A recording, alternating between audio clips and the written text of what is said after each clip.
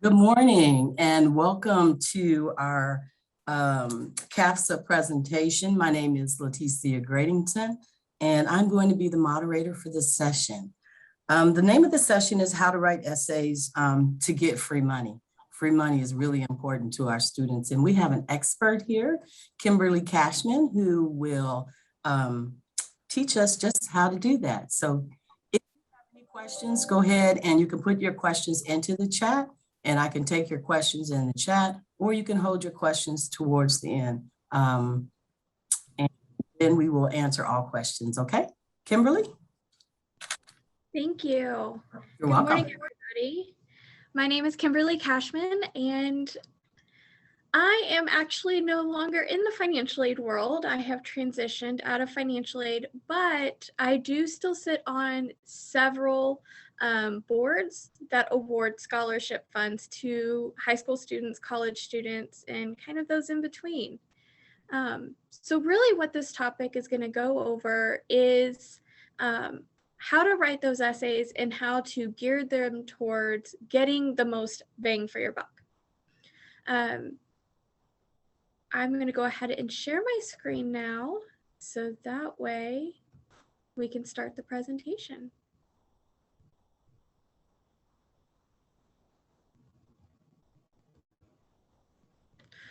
All right, so asking for what you really want, which is free money. This session is themed with A Christmas Story because the whole point of A Christmas Story with Ralphie is he wants that Red Ryder BB gun. But he had to ask for it. He had to ask Santa, and he tried a whole lot of different ways. And in essence, sometimes what our students are doing is writing an essay asking Santa for money. So I wanted to kind of go with that theme for this. Here's what I'm going to cover today.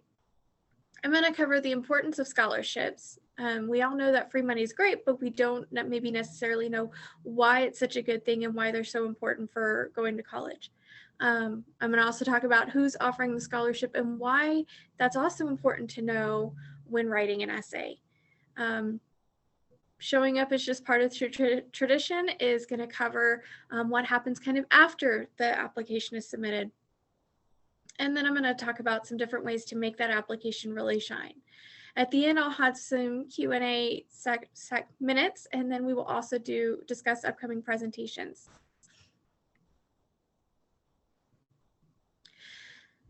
Scholarships are important for a lot of reasons, and it's not just to help students go to college. When assessing the potential schools that a student wants to apply to, they are often figuring out not just what career do they want to go through, and do they have the right department for them to get their classes, and is it going to be easy or hard, or what's the Greek life look like. A lot of times the biggest decider in where a student's going to go is how to pay for school. The conversation about scholarships is simply an important one to have because this can make or break the idea of a student going to their dream school, or it can also change that definition of a dream school.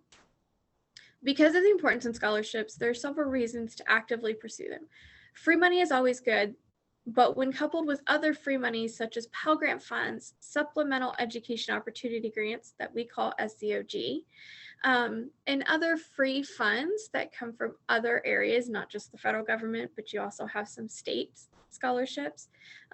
In these cases, students can have all of their school funding taken care of by what's called free money when they have scholarships, without any out-of-pocket funds. So this can include not just the expenses that are charged by the school, which is tuition, fees, and if they're living on campus, housing, a meal plan, or books. Sometimes scholarship dollars can also be refunded to students to help them cover other charges that they have, if you will, that are not charged by the school. If they're not living on campus and they have off-campus housing, their rent, their electricity, their utility bills. They can also cover car repairs. There's other things that are educationally related that scholarships can go above and beyond to help cover. This is where you have that idea of stackability. If you can stack your aid, then you can also avoid borrowing loans, oftentimes completely. Personally, I did do that for a couple of my degrees, and I currently hold 5, so I've been to school for a long time. One school gave me a full ride. So, and it wasn't just because I had one big scholarship, it's because I had a lot of scholarships that stacked on top of each other, on top of my Pell Grant funds. So this can be a viable option that I don't hear a lot of students talk about because they don't understand. And usually by the time they get to my office in the financial aid office, I'm having to talk to them about the ways they can stack the aid for their sophomore year or their next year's. So something to talk about and to think about as a high school counselor is stackability. You want to look at those, and sometimes the instructions of the scholarship will tell you if it's stackable. Your financial aid office at any given college will tell you how it fits into their hierarchy. It's also important to know if the scholarship is renewable. Free money that can be renewable is amazing for a lot of students. Sometimes renewability is determined on if they've obtained certain grades, if they're simply continuing attending, if they're taking certain credit hours, if they're in a certain field. For example, a lot of nursing students do get scholarships, and based on their continued attendance in that nursing field, in that nursing degree, they get scholarship money just renewed. Even if they have a lower end GPA, they'll still keep that scholarship. So knowing what can be renewed is a good thing. Oftentimes you will find that scholarships that are advertised are often single year, you have to reapply, or you can only have it once. But there are a lot out there that are renewable. I know at the colleges I've worked at that the scholarships that a student received at our institutions were renewable each year. We didn't tend to limit those, but I do know that scholarships that were tend to be offered from outside entities, think like your 4-H groups or any endowed scholarships, those were typically only one year eligible. But again, your directions tell you.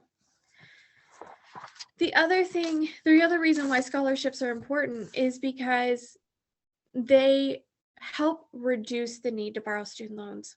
While students can borrow student loans, federal and private, as a financial aid administrator myself, I have always encouraged my students to understand and ask themselves, do I really need to borrow this loan? Because there are often interest associated. The only ones that don't have interest are subsidized loans. Unsubsidized loans offered through the federal government do have interest with them that starts accruing from the day it's dispersed to the student. So knowing that there's other options that don't require federal loans or even private loans like Sallie Mae that always charge interest can be a great thing. And it can make that difference on if they're going to go to one school or the other. Another big reason why scholarships are important that isn't talked about a lot is the ability to show commitment to a job in a hiring process.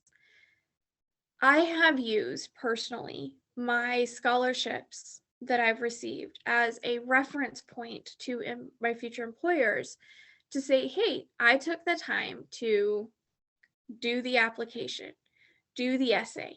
I maintained that scholarship because oftentimes if you tell them you had a scholarship for multiple years, that impresses future employers. They want to know that you have commitment to follow through on something.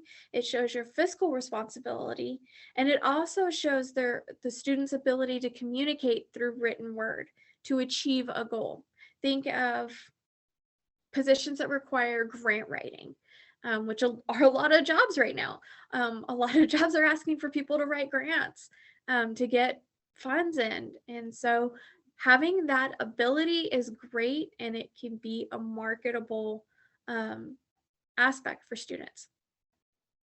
While these ideas are all important for helping students understand the importance of scholarships, it's also important to stress that these scholarships have a lasting impact past the first year of school or past their time in school. So hopefully that can help guide students to taking the time to do this, because scholarship applications do take a lot of time. One of the ways you can help cut down on that time is looking at who's offering the scholarship. And you may be asking, well, why is that important? A scholarship is a scholarship. Well, there's a lot of reasons why this is important as to who's offering the scholarship.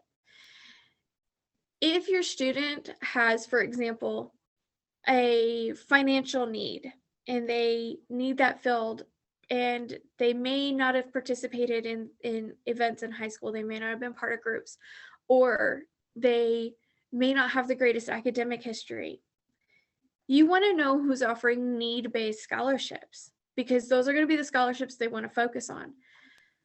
High school. Kimberly, Yes. I think you may be behind one slide. Did it not go to the next?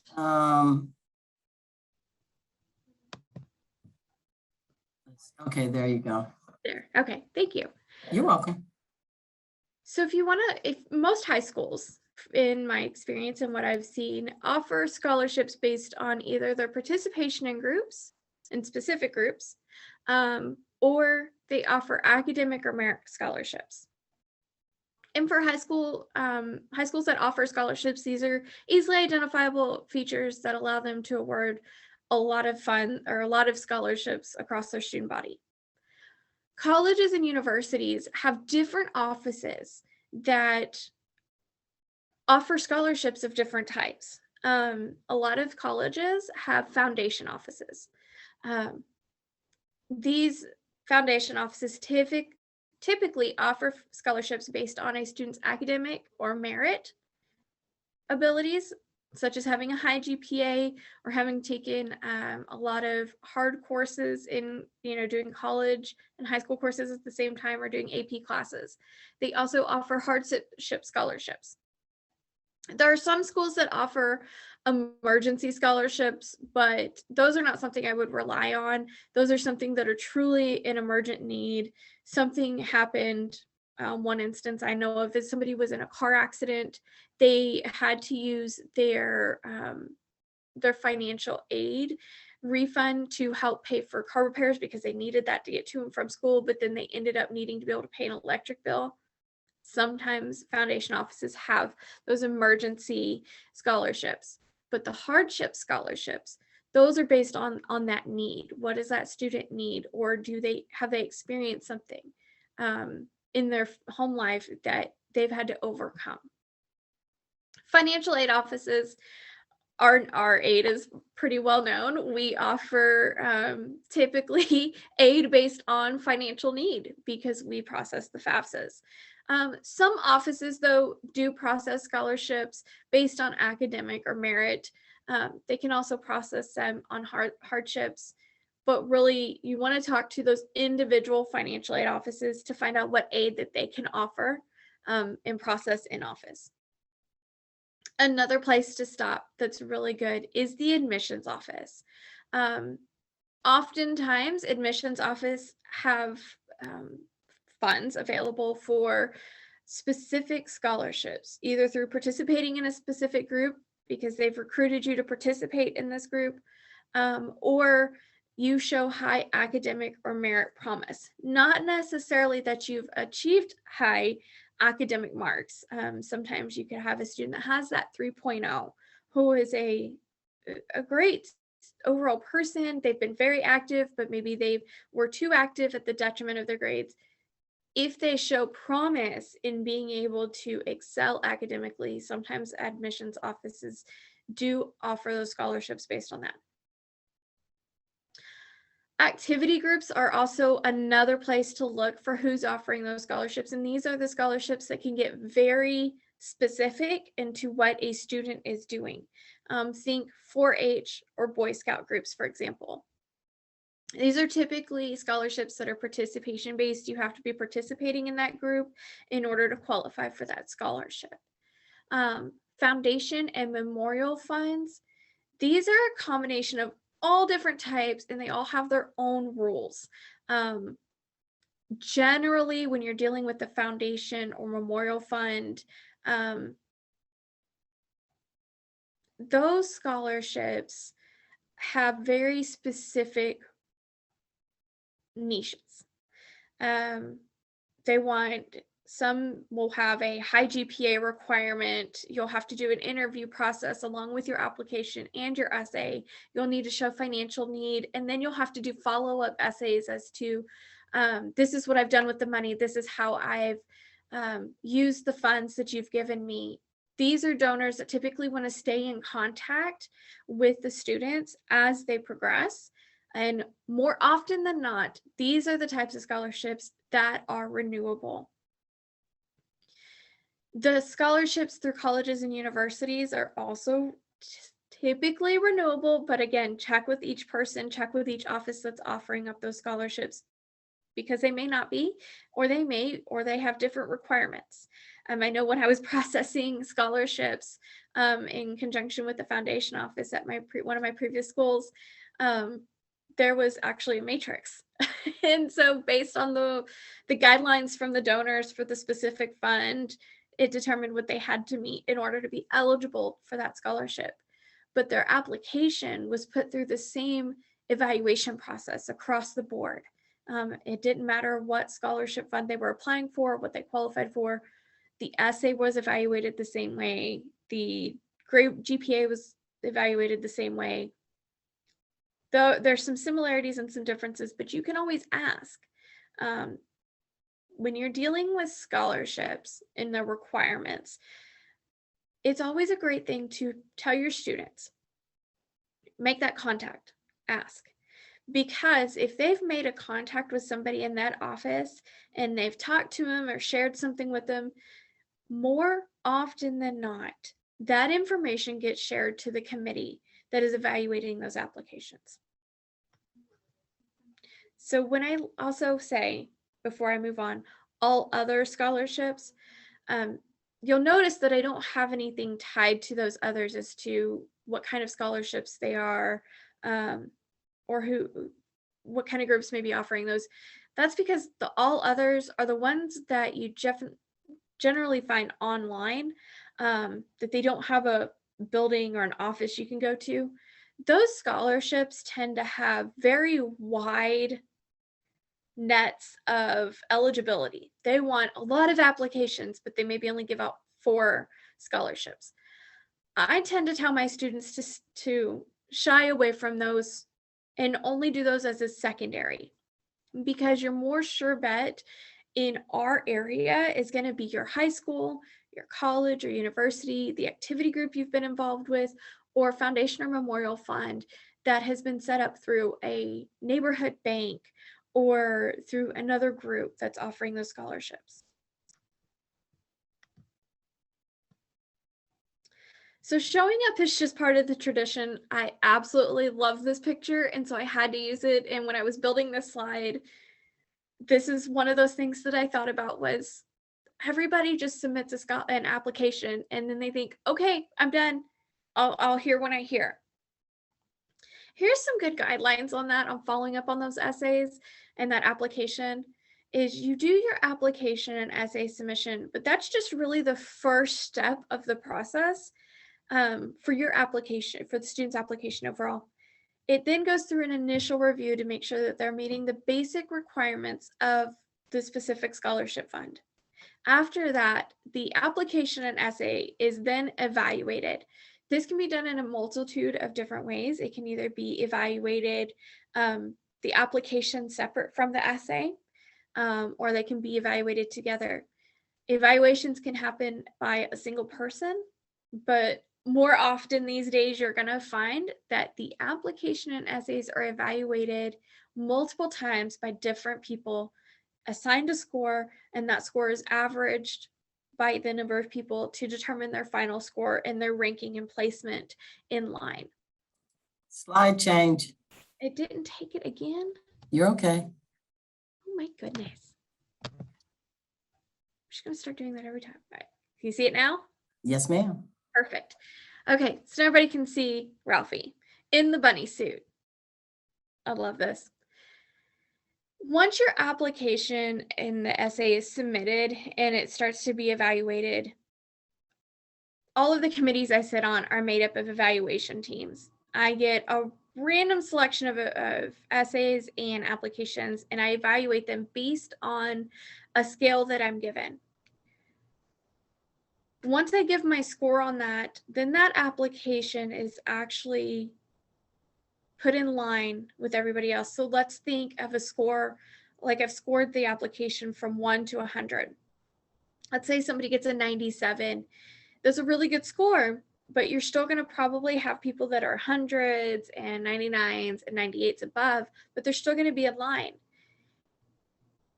When they're giving out the funds, so we're down to money determination, generally groups have this ability to say, okay, I can award, I have $100,000 to award, and I give $10,000 to each person. So that means I can give 10 scholarships of $10,000. They'll start at that top of that list and work their way through. Now, if there's a special exception, there can be somebody who shows exceptional need, and maybe their GPA wasn't the greatest in high school or their first year of college. But they have this need. They've overcome so much. There was somebody in the family that had cancer, and then they had a major car accident and all of these things, and they overcame that. That can impact their score. And this is going to be really important on the next slide. So sometimes they may have scored a 97, but they can get additional points to be moved up in that ranking. So then they do maybe fall in that 10-person pick for the scholarship funds. Not all scholarships operate this way, but the majority of them do, because a lot of evaluators are now looking for consistency and fairness. And this is a way to do that. From a student standpoint, again, students think, oh, I did my application and essay and I submitted it and I'm good and I did it by the timeline, and they'll say I will hear, it was due by January 1st and I'll hear by March 1st. March 1st comes and goes. There is no response and they're still sitting. They don't know if they've been denied, because sometimes the scholarship committees can get a little backed up in sending out acceptance letters, and sometimes people then deny those acceptances, and so then we can reaward those funds. So what I always tell my students is it is a good idea to give any scholarship application 4 to 6 weeks of processing time after this final submission deadline before checking in on it. So in my scenario of a student who had a scholarship, they turned it in on January 1st and they were told they'd hear something by March 1st. But let's say the actual deadline for submitting that application wasn't until February 1st, right? I would say wait that full 6 weeks after that February 1st date, not the date they turned it in, but the date it was due, before checking in on it.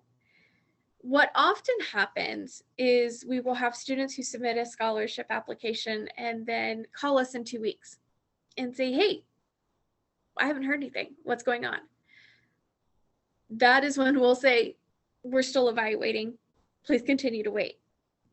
Sometimes, had this happen just as everybody was transitioning for COVID, sometimes technology gets the better of us and something happens and then we have to make it a manual process. So that adds a couple of weeks. We were about a month late out of sending out our notifications. So we had students that were calling and we were telling them, give us another 4 weeks. If you don't hear anything from us by then, check in with us again, we'll let you know. Really, that's all we can do, because until we have those acceptances back from those students saying, I do accept those funds, we don't count the award as fully given. So it is possible that it can take 3 to 4 months before students get scholarship awards. So my guideline is give it 4 to 6 weeks after the final submission deadline before checking in on it, and then give it another 4 to 6 weeks after that before you check up on it again. That seems like a lot of time, but I promise these scholarship committees are working just as hard to get them processed. We're going to do this the next way. Can you see that one now? Yes. Awesome. Okay, so the most important part, the thing everybody's here, is how do we help our students make that application shine? I always tell my students who are doing applications, or I even think of it when I'm looking at applications, I want them to be honest, but I need them also to be accurate, be authentic, be realistic, and let their personality shine. What do I mean by all of these? Well, when completing an application, make sure to use the numbers from the documents being submitted. What do I mean? If a student is submitting me a high school transcript um, at December, right, at half the year, and they're projecting their GPA for end of year and putting that in because I think it's going to be higher, that's not always the best thing, because generally what the application is asking for is what is your current GPA. And what we want to see is that your student is putting in their GPA from the document they're giving to us. So they're going to most likely have to turn in that half year transcript that'll show their current GPA. That's what we're going to go off of. So even if they put in a projected GPA that doesn't match the documentation, that GPA is most often, we leave it in there, but we make a note that says the actual GPA is this, because that's what we use to place them in their grade scale. So inaccuracies in this realm does show a lack of attention to detail or a lack of caring. And sometimes it can just be they didn't understand what they were looking at, and we can see that because they'll pick another number that's on the form. And we don't hold that against them. But if somebody is telling me they're going to have a 4.0 when they graduate, but they have a 3.5 at middle of term, I know that's not mathematically most likely not going to happen. So it's one of those things, we'd rather them see them be specific and honest and go based off the documentation they're giving us rather than projecting. I say this with a little bit of salt because there are some scholarship applications that ask for a GPA projection. What I recommend in that case is that the student actually go out, you can Google GPA calculator. They can put in their current GPA and the number of hours that they've taken, and then they can project based on their final semester hours what their potential GPA would be. And that's a good calculation. To come up with those grades, generally, I say, what's your average grade been? Use that as your grade for everything. That way, if you come in higher, great. If you come in a little lower, it's okay. You made a good faith calculation. So Google GPA calculator. There's several of them out there. Almost all of them are pretty good. I use quite a few of them myself when I'm doing some other calculations. The other thing I always say is to be authentic. Students should only use examples of events that have happened to them or that they have firsthand experience with. There have oftentimes been students who have given examples in essays that they say are examples and events that they've had, that they've experienced. But then if they come in for an in-person interview, that never comes up. And those are questions that are specifically asked. So heads up, if there's an interview for an application, make sure that the student knows what they put in their essay, because they will be asked about it, just maybe not in a point blank way that says, well, you said this in your essay. Most often those questions are going to come in a roundabout way of, well, tell me about this time. So make sure that they're being authentic and using those first person examples. I would much rather hear about somebody who witnessed something happen to a friend or who went through the event themselves, rather than them saying, well, once I knew of this person who did this. I want to feel it. The other thing is to be realistic. Sometimes applications ask for future goals. What do you want to be? What do you want to do? What's your plan going forward? I always say to be realistic in these. If you are saying you want to be a doctor, but you're not doing anything that's pre-med while you're at school in your first couple years, that's going to be harder to see, and your transcripts will show this. But if you say something of, I want to be a nurse and I have my CNA, those are great, because you could, if you want to go on to be an RN or a PA, a physician's assistant, then having that CNA gives me that. And it's always better to under promise and over deliver than to over promise and fail to perform. I use this saying often with my students. I would much rather, as somebody who's looking to renew a scholarship, because remember, these applications may not just be they may not be held just for the first go round. It may be used to do renewals. I would much rather see somebody tell me, I plan to become a nurse, but then I see in their transcript as a junior that they're actually going pre-med. That would be amazing. And I would, of course, renew their scholarship and possibly see if I have other funds to give them. So always be realistic in those goals or those ideas. The other thing I always tell my students when getting their application to stand out amongst 100 others is to let their personality shine. I always want to get to know who that student is, even though I'm reading, just a couple hundred words about them. I want to get a sense of who they are and what they want to do. And this can be really important, especially if we're considering giving them hundreds or even thousands of dollars. And if I'm looking at an applicant who I know has applied for a renewable scholarship that could go all the years that they're in college. The saying used to be 4 years in college. Sometimes it takes 5. So I say all the years. If that scholarship is renewable all those years, I want to get to know this person. I want to get to know their story so that way they could be my example of why I want to keep doing this. Sometimes there are meet and greets, there are dinners that are held with the donors. Our donors want to know who their students are that they're supporting. They want to get to know them. So by being accurate, being authentic, being realistic, and letting their personality shine, even if that means using slang. I know that's very hard, but let them use slang.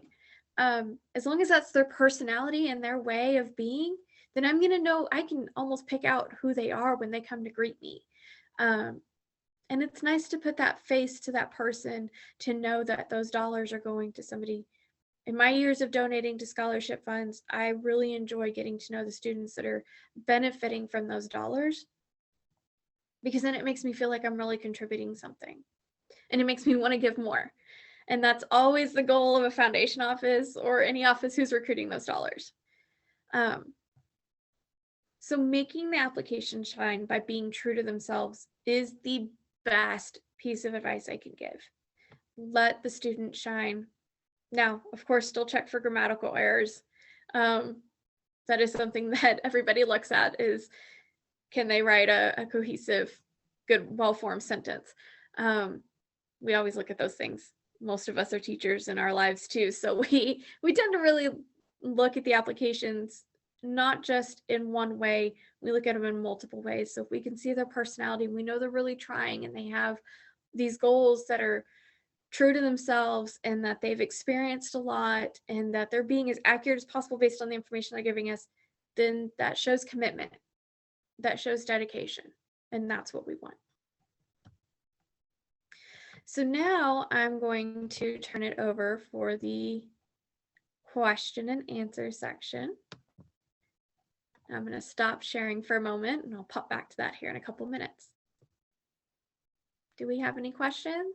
Yes, we have one question. Do you have tips for websites to look at for writing an essay for a scholarship? Honestly, I don't. Not for a website. The way I've always pointed my students is to go talk to their English teachers. Their English teachers are going to be able to tell them, give them the structure of the essay from a mechanical standpoint. When it comes to what content they should incorporate into it.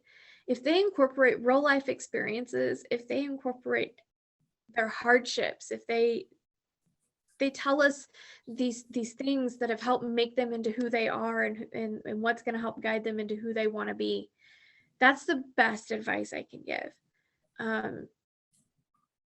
There's not really any websites that I would feel comfortable pointing anybody to be perfectly honest. Okay, thank you. Oh, Yep. and one other thing. The best resource you have for how to write an essay is the guidelines for the scholarship themselves. They will Yep. often tell you exactly what they want to see. Follow that. Let's see. Can a student reuse essays for multiple scholarships? Yes, with a caveat. Yes, they can, but make sure you're meeting those application requirements. Make sure that they're meeting the prompts that are being asked for specifically by the application. If, let's talk Dane G. Hansen. I don't know if it's a big scholarship in my area. They give out lots of money every year. It depends on what type of scholarship that the student's applying for within Dane G. Hansen, as to what they want to see in their essay. But I would always tell my students, you can reuse your essay, just make sure you edit it and tailor it to that specific group that you're applying for. So your general story doesn't have to change, but some of the details might have to change.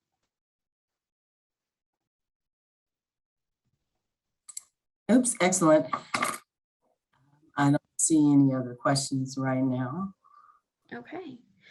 I do know, and I'm going to go back to sharing my screen. I do know that one of the questions that had been sent in beforehand was about where to find scholarships.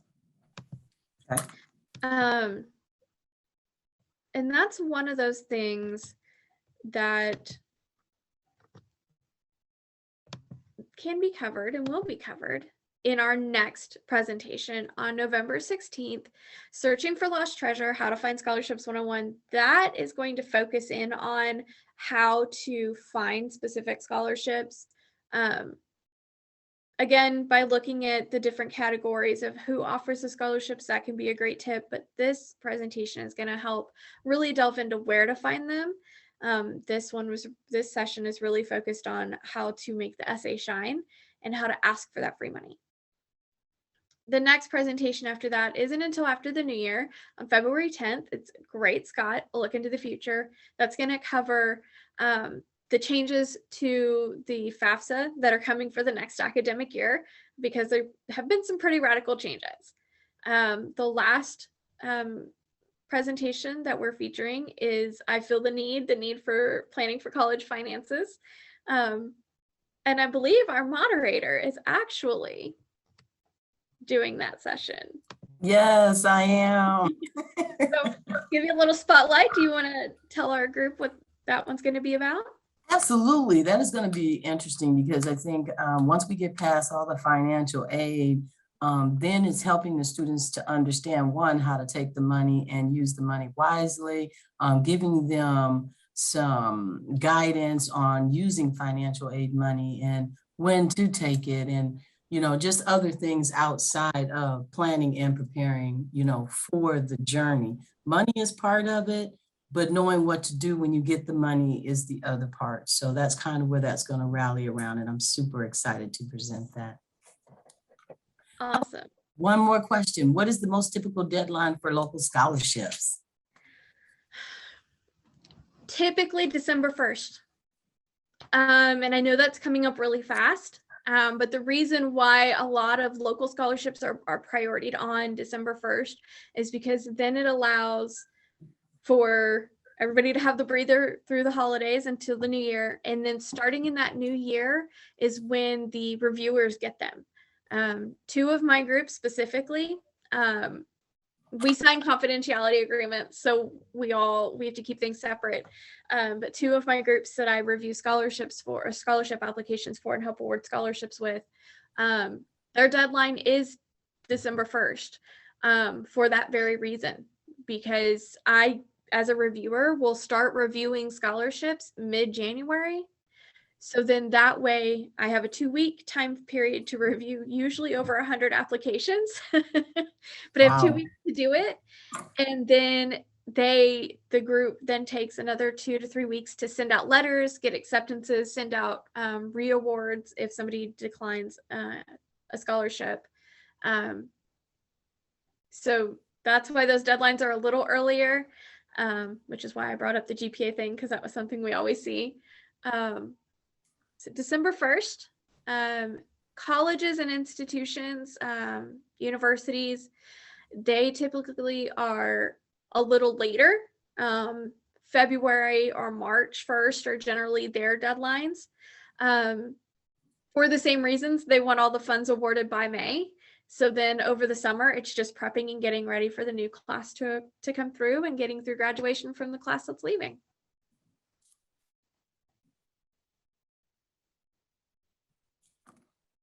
Well, I don't see any more questions in the chat, but All feel right, free to populate if you have a question.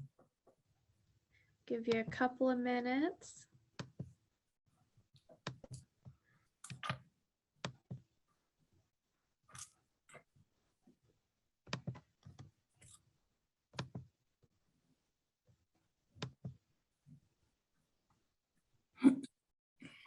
So I guess we don't have any more questions or anything. I don't see any. All right. Well, I do want to thank all of you for joining me today. If you have any questions, feel free to reach out to me through CASFA. One of the ladies will be kind enough to send me your questions and I can certainly answer them.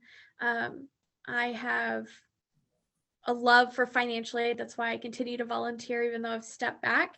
And I love sharing my knowledge, not only as an aid administrator who has helped lots of students with the aid process, but also as somebody who is taught at the college level. And also I was a student for over a decade. So knowing how to pay for school is important and it can make those decisions.